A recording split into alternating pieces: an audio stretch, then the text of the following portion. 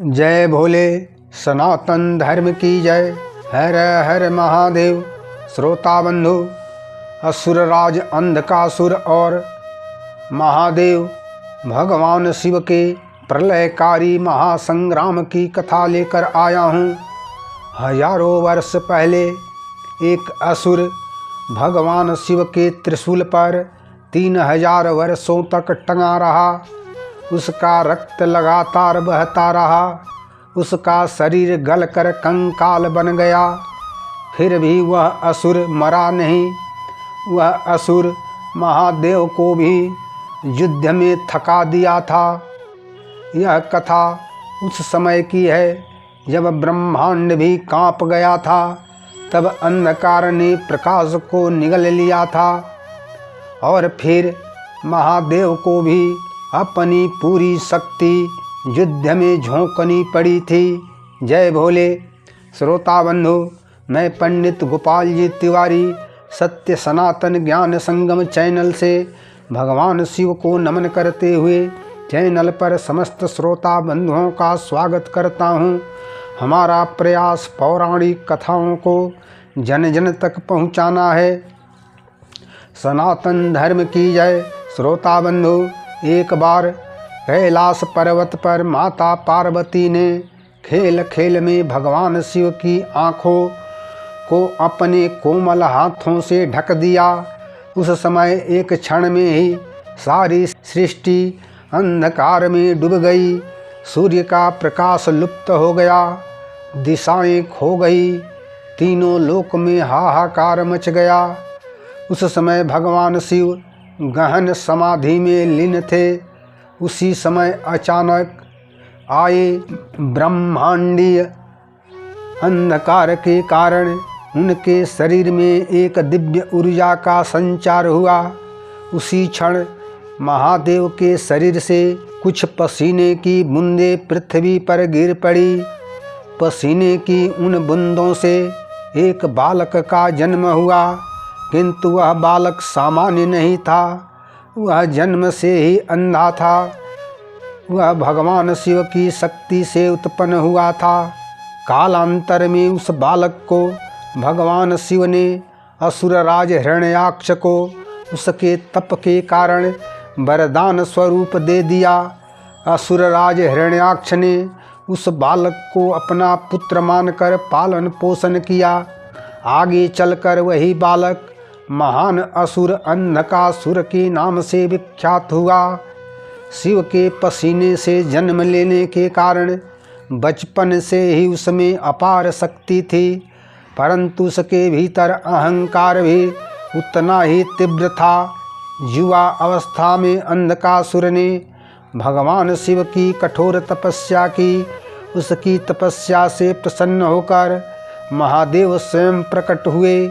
अहंकारी अंधकासुर ने एक भयानक वरदान मांगा। महादेव, मेरे शरीर से रक्त की बूंद जब धरती पर गिरे, उस रक्त से नए नए असुर पैदा हो जाएं। महादेव ने वरदान तो दे दिया, पर एक चेतावनी भी दी। अहंकार में डूबा अंधकासुर चेतावनी भूल गया। वरदान पाते ही अंधकासुर ने देवताओं की पूजा, धार्मिक कार्य तथा यज्ञ को रोक दिया। ऋषि महर्षियों को सताने लगा। तीनों लोक में उसका आतंक फैल गया। अंधकासुर के पाप की पराकाष्ठा तब हुई जब अंधकासुर ने माता पार्वती को पाने का पाप पूर्ण प्रयास किया। अंधकासुर महादेव की चेतावनी भूल गया। उसे याद नहीं रहा कि पार्वती उसकी माता है और उनकी ही शक्ति से उसका स्वरूप है। इस घटना से महादेव का तांडव जाग उठा। शिव स्वयं अपने गणों के साथ युद्ध के मैदान में उतरे। वह महासंग्राम सृष्टि का सबसे भयानक युद्ध था। भगवान शिव के प्रहार से अंधकासुर के वीर योद्धाओं का अंत होने लगा। भगवान शिव के त्रिशूल के प्रहार से अंधकासुर के रक्त से नए नए असुर उत्पन्न हो जाते थे। युद्ध लंबा खिंचता गया। युद्ध की तीव्रता से महादेव के मस्तक से पसीना टपकने लगा। महादेव के पसीने की एक बूंद पृथ्वी पर गिरी और उसी क्षण महादेव के पसीने से मंगल देव का जन्म हुआ। मंगल देव लाल रंग के उग्र स्वभाव वाले और अग्नि स्वरूप थे।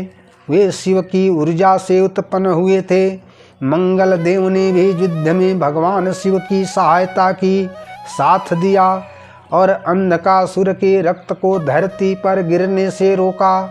अंततः महादेव ने अपने त्रिशूल से अंधकासुर के शरीर को भेद दिया और उसे 3000 वर्षों तक अपने त्रिशूल पर टांग कर रखा। उस समय तक अंधकासुर का रक्त बहता रहा। उसका शरीर मांस से रिक्त हो गया।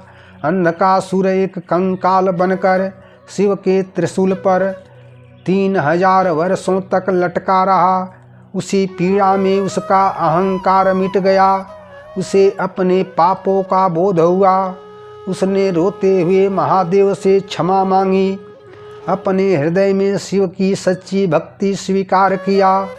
उसके सच्चे पश्चाताप से भगवान शिव प्रसन्न होकर उसे नया स्वरूप दिए और भृंगी नाम से अपने गणों में स्थान प्रदान किए। जिस स्थान पर यह प्रलयकारी युद्ध हुआ था और जहाँ पर मंगल देव का जन्म हुआ था, वही स्थान आज उज्जैन कहलाता है। मंगल देव की स्मृति में उज्जैन में मंगलनाथ मंदिर स्थापित है। अहंकार कितना भी शक्तिशाली हो, अंत में उसे भक्ति के सामने झुकना पड़ता है। जय भोले। श्रोता बंधु, भगवान शिव और अंधकासुर के प्रलयकारी युद्ध की कथा सुनकर लाइक करें, शेयर करें, कमेंट करें तथा चैनल को सब्सक्राइब जरूर करें। जय भोले। सनातन धर्म की जय। हर हर महादेव।